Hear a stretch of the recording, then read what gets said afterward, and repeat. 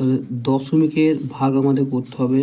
তার জন্য কি আমাদের এই দশমিকের জন্য প্রথম আমরা একটা 1 নেবো, দশমিকের পরে যতগুলো সংখ্যা থাকবে ততগুলো শূন্য, তার জন্য কি একটা সংখ্যার জন্য একটা শূন্য, তারপর এই 3টা বসে দিলাম গুণ করে আমরা হরেতে, তারপর 4 8 করলাম, তারপর ভাগ দিলাম আমরা, ভাগ দেওয়ার পরে 10/15 মানে 50 বসিয়ে তারপর আমরা কী করবো, লম্বা লাইন টানবো, 4 8 বসালাম, 10 করলাম, গুণ দিয়ে 3 করলাম, তারপর এই ভাগটা আমরা গুণ করব, এই মানে হরটা লবে চলে গেল মানে 5 0, আর নিচে লবটা হরের অর্থাৎ 1 0।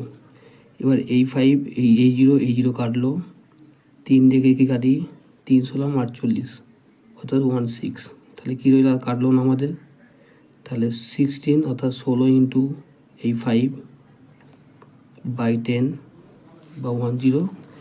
এবার তার সঙ্গে কী করবো এখানে, তাহলে 5 16 যায় 18/10 বা 110।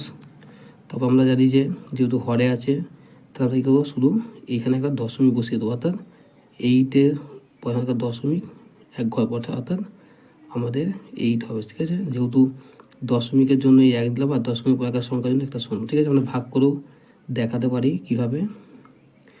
তাহলে আমরা কোথায়, এখানে আমরা 18 নেবো, তার সঙ্গে 10 দিয়ে ভাগ করবো, তাহলে 8 10 যা 18 মাইনাস করলে শূন্য। তাহলে এইভাবে উত্তরগুলো হবে, আপনারা অবশ্যই দেখে নেবেন।